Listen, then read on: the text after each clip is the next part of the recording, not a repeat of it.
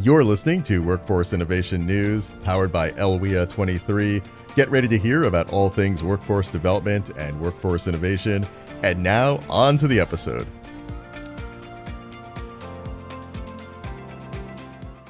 Hello and welcome to WIN, Workforce Innovation News. I am Jamie Korda-Hijawi, the Director for ELWEA 23. And today I have some wonderful guests. I have Shannon McGregor, the Director for Adult and Community Education, and I may have the title slightly wrong. And then we are also joined by Aleida Munoz. She is an ESL instructor. Hello and welcome, guys. Good morning. I'm so excited. I've been hearing some good things going on in your area, and I just wanted to explore the idea of English as a second language in the workforce.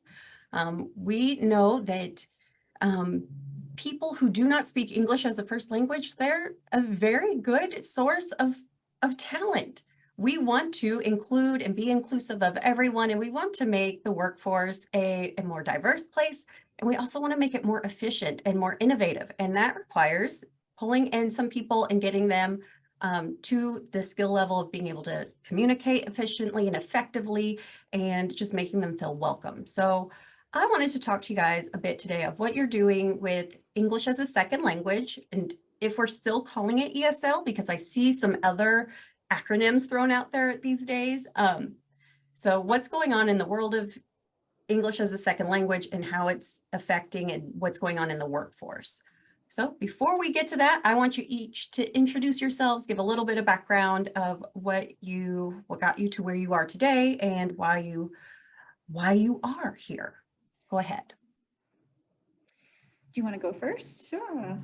Hi, everyone. My name, like Jamie said, my name is Aleida Munoz, and I am originally from Honduras, and I came to the United States 21 years ago, thinking that I was going to work on my master's, marriage and family counseling master's degree, and go back to Honduras with my husband and my children, but things changed.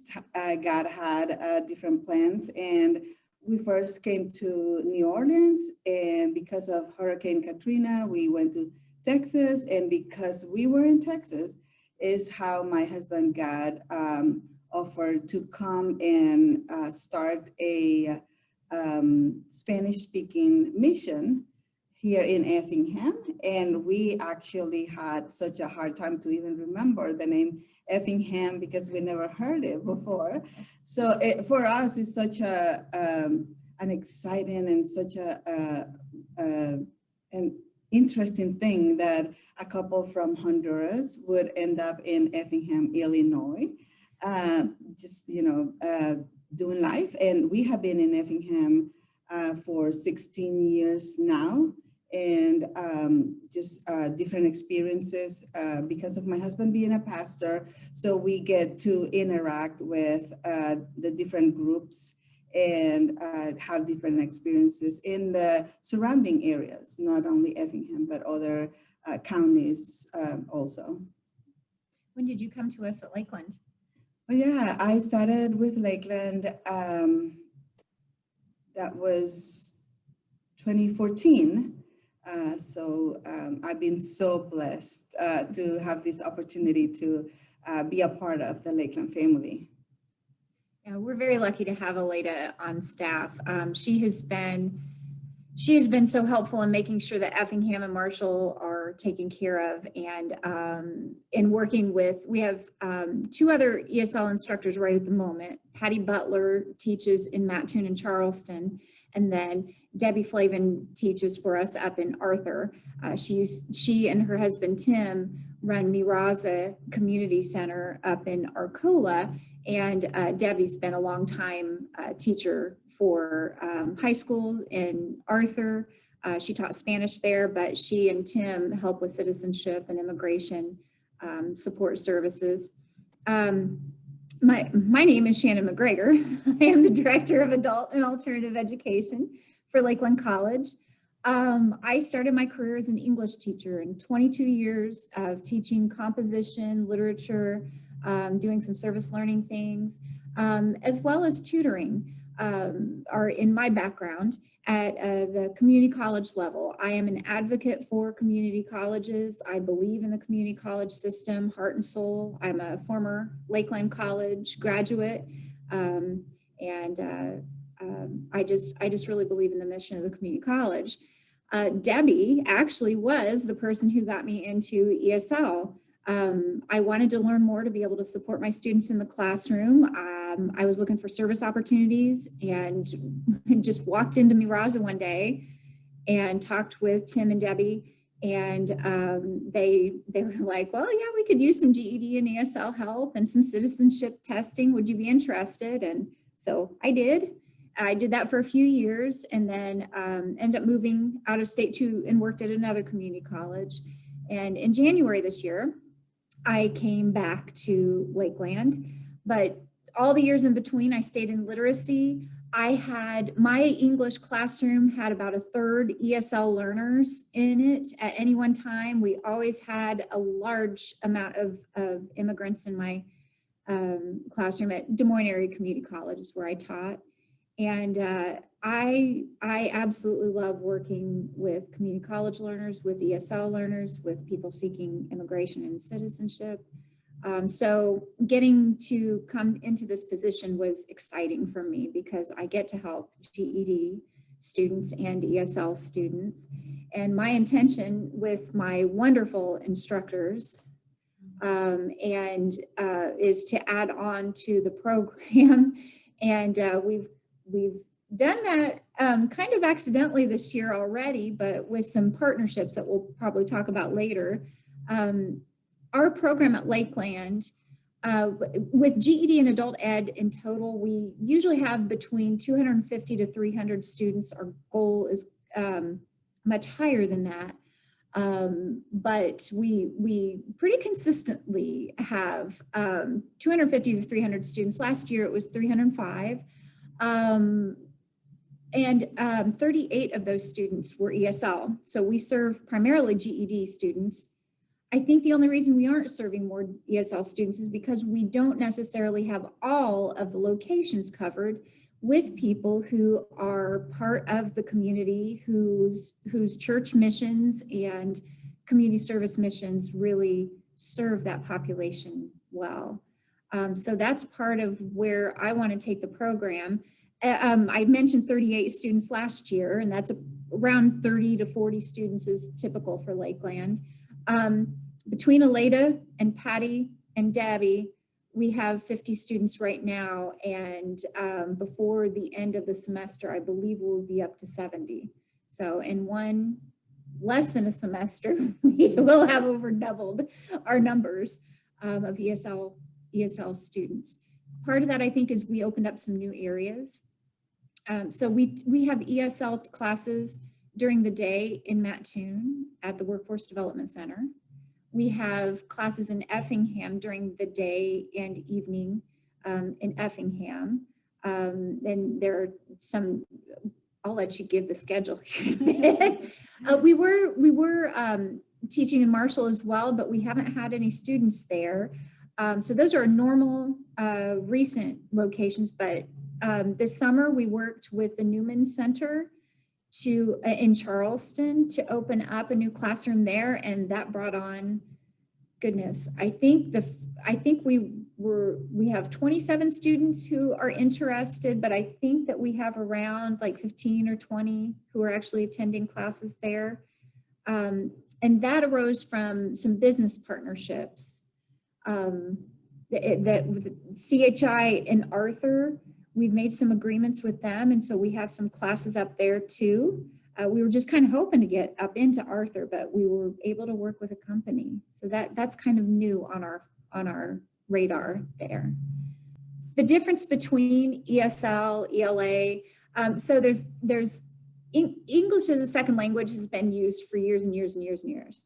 Well, I am sure that if you talk to most immigrants that Aleda and Patty and Debbie are teaching, they don't just speak their language. A lot speak 3, 4, 5 language and are learning English as an additional language. So English as a second language is a rather Eurocentric kind of idea, that, English, is the second language, like they don't know any other languages. And so I was really happy when one of my colleagues at DMAC actually started talking about the difference between ESL, ELA. It's English language acquisition is ELA. That is the more kind of accepted term now, and it embraces the fact that immigrants speak a lot of different languages and honors that knowledge base and ability to communicate so much better than ESL. We keep ESL on some of our labels around here because that's what most people understand, but I'm hopeful that in a few years we'll be able to kind of get rid of that. It also has to come into, how the state labels it, but really I think acceptance and equity, switching over to ELA long-term will be a better message to everyone. I agree. And with my experience in the Perkins program in the past, they were really pushing English language learners, so ELL, a special population, because it is kind of English as a second language. You're absolutely right. We're ignoring the fact that they've already acquired other languages, most likely have, and it almost sounds, it feels more honorable and more respectful to acknowledge that this is not necessarily their second language. It might be third, fourth, fifth, sixth. You start counting dialects in there, and yeah, there's a lot more going on than what we realize. So I love it.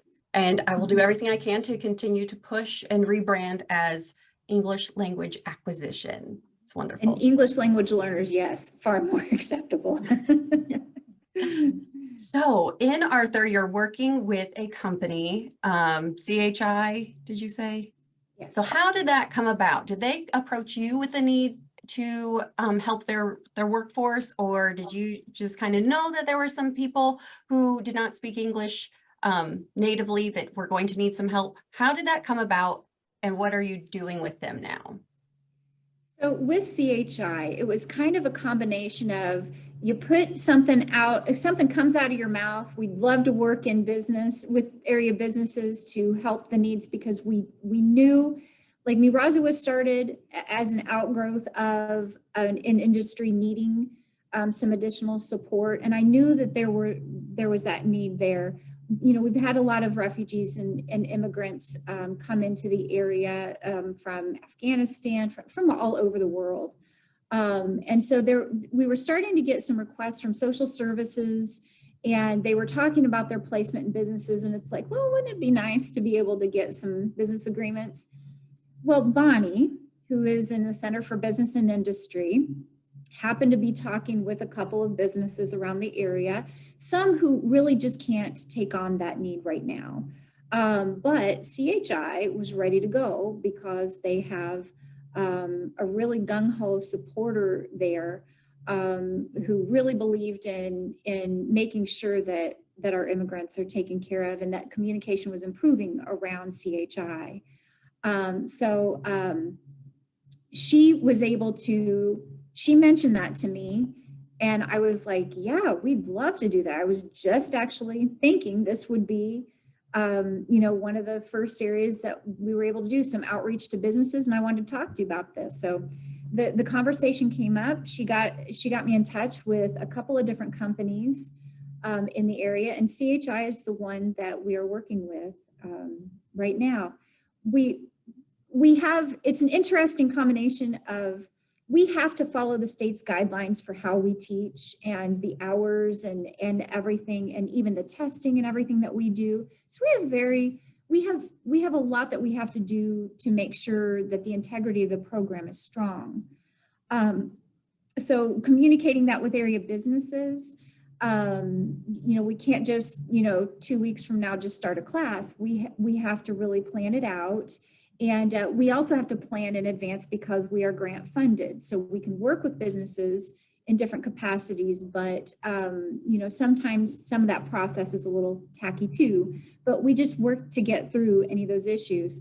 So within this fall, we started teaching there. We're offering 2 classes one right after the first shift ends, or actually, one is offered the last hour of the first shift. So the second shifters come in at like 4 o'clock and they go to class first, and then they go to their shift. And then the first shift gets off of work and they come in for a 5 to 6 o'clock class. We're doing that 4 days a week. And then because we need to have more hours for our students to meet grant responsibilities, we require that the students do an additional 4 hours through Burlington English. That's the online program that we use. The students must do that, or other handouts and stuff that the teacher prepares and then brings those back in order to get the additional hours in. So far, we have tested and we have 2 weeks under our belt? Is that right? And Debbie is doing that class for us. And everything seems to be working out really well so far. We're going to do that for several weeks, and then we're going to assess the students. The company wants to see gains, and we call those measurable skill gains. That could be in a grade level with some tests. It could just be just noticing language differences. It would be measurable on a test, but they should be seeing some real changes very soon. Some of the curriculum revolves around some of the manuals that CHI has. And then Debbie has years of experience with like workforce support,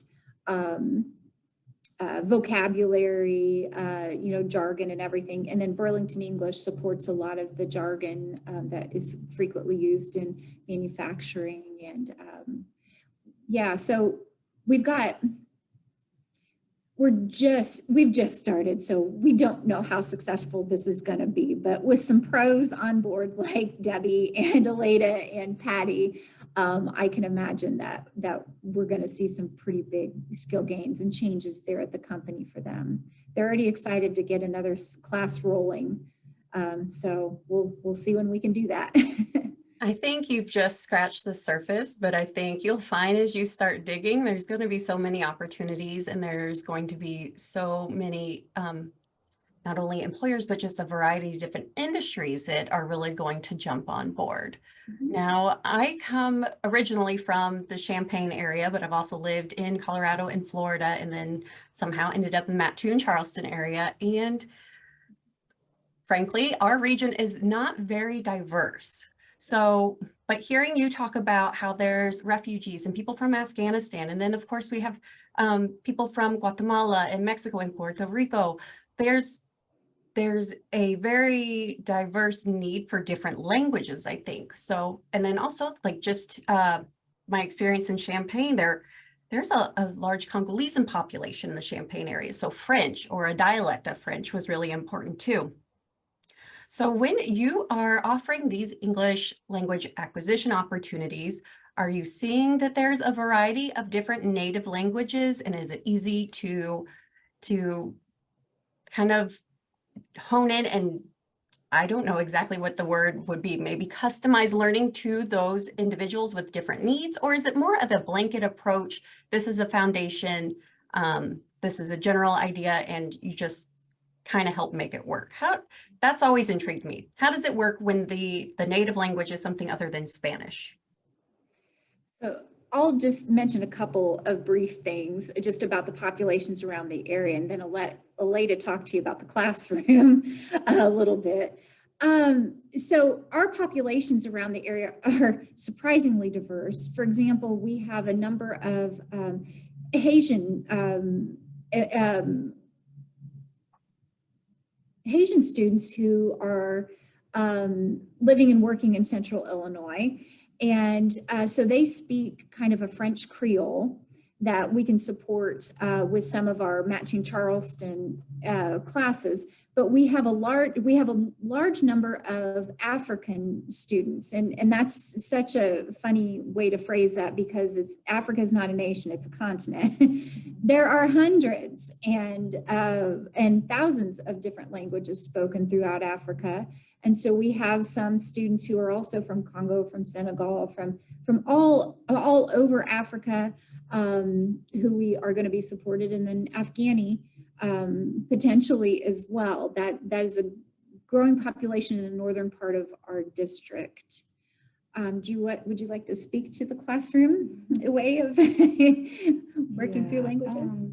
Well, we find different circumstances how our students come to us. And one of my so rewarding, so special stories is a family, a mom and a son from Laos coming to class. The blessing was that the mom understood English a little bit. She is married to a North American guy, but her son came knowing zero English. But whenever they came to class, so for like basic instructions, mom would be a little bit of the interpreter. But then, the son was 19, so fresh mind and eager to learn. And this young guy stayed with us 2 years, and then he went on to college, and he now has his own beautician place. And so, one of those beautiful, happy stories. I've also had in the past students from India. I once had a student from Vietnam who wouldn't understand a word in English. So different things like simple instructions as we're going to take a 10-minute break. We would have to use the wonderful, reliable Google Translator. So different challenges along the way, but a lot of times, not all the time, but a lot of times different people coming from different nationalities and different languages understand a little bit of English. They're not able to communicate. They know that a lot of times they know a little bit of what is being said to them, but it's hard for them to put phrases together. So currently I have a student from Russia. Is it okay that I reveal nationalities from my students? I have one from Vietnam and different parts of South America. And I have a student, I had a student from India, but then she couldn't come back this semester. Anyway, so different circumstances around the students that we get, and we just, again, we just try to do our best to be able to communicate the minimum amount of language needed for them to feel comfortable. And a lot of times people just want to feel like they are accepted and that they belong, and that's a wonderful thing, because when we talk about different circumstances, let's talk about the elderly. Last semester I had a student who turned 70, she was taking classes, and her 70th birthday came, and she was just so excited to be able to start using a laptop, a very new thing for her. And another student who turned 68 last semester as well, taking classes. So things that made them feel like alive and looking forward to our class time and the interaction with other students as well.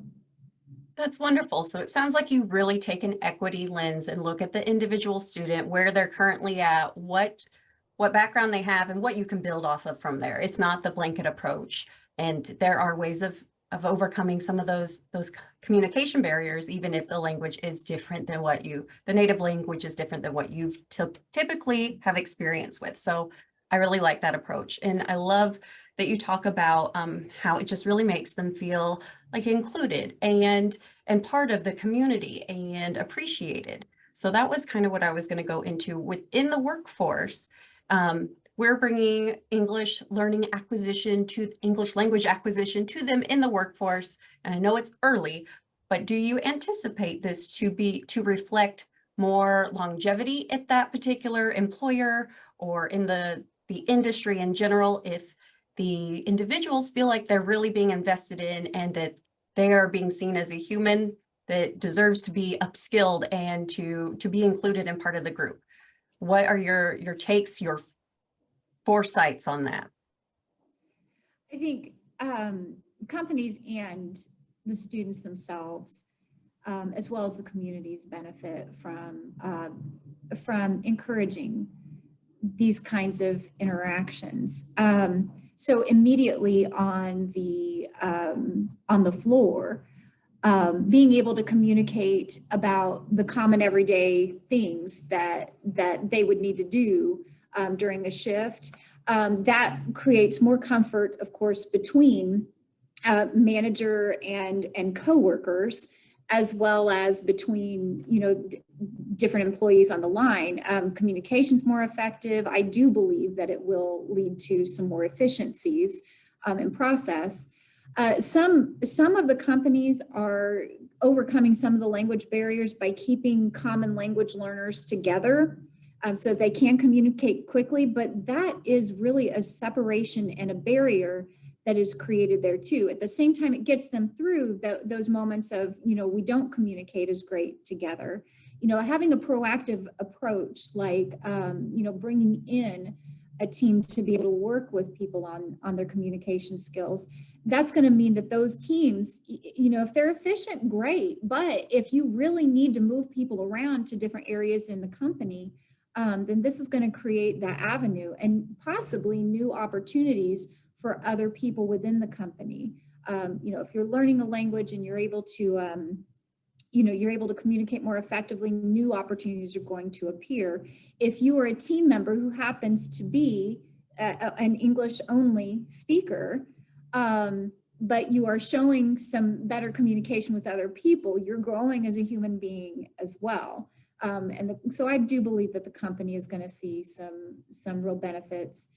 I think in what, with ELA works with these classes here, when students come in and they're struggling, they're shy, they don't necessarily speak a lot, necessarily if they don't have strong English skills, they're nervous about interacting with the public, and quite often the public is not always very kind and patient with their language skills. And so being able to come into a class, whether it is at a company, whether it is at a college, whether it is at a church or another location, that's a confidence builder and a community builder when people can get that kind of education. But I would not say that, I would encourage any Americans or any English only speakers to just be patient, learn more, maybe go and help and volunteer somewhere so that they can really understand what immigrant issues are, especially if you work someplace where you do work with a lot of immigrants. If your clients or your customers do not speak another language, you lose customers when you are not patient and when you are not understanding. And so I think what we do is create a loving environment for them. Absolutely. And if I may add this, like a little bit of grace goes a long way. And what I just love what Shannon is asking listeners to try to put yourself in other people's shoes. And I have a student who is originally from Japan, and she has a very stable family situation. She's married to a local person, but she has been a victim of that type of mentality. She sometimes have been called the capital name of her country because it's easier to say Tokyo than to say her actual name. And that, when I first heard that, it really saddened me. And then she comes and she tries to she's able to communicate in English, but her language background is a big barrier. And so she comes and she loves the fact that I'm able to help her enunciate better. And she says, oh, when I read with my kids, they notice my progress and they are excited for me. And I try to encourage her to try to speak English slow, because that way maybe people will be able to understand better. And she says, nobody has the time to listen to me speak slow. They lose patience and they just want to move on. So things that if you put yourself in other people's shoes, you will be able to show a little more grace and help each other, build each other as a community. So we are running short on time, but I think it bears repeating for those in the back listening just halfway. Show some grace. Just be patient and give grace to others. Understand that we all have a whole lot going on and some have some different struggles than you. So be willing to accommodate and be patient and just try to understand their perspective and learn a little something from them as well. So you guys, I still have a ton of questions, but we are out of time. And I think I want to have you back when we've got a little bit more going on in some of the industries and the employers locally, so that we can kind of update on the progress and see what new things are coming up and all the great success stories that you guys continue to develop. So thank you so much. I appreciate your time. And I will be talking to you guys again later. Thank you. You've been listening to Workforce Innovation News powered by ELWEA 23. Don't forget to subscribe to the podcast on Apple Podcasts, Google Podcasts, or wherever you listen to podcasts. To learn more about ELWEA 23, visit lwa23.net.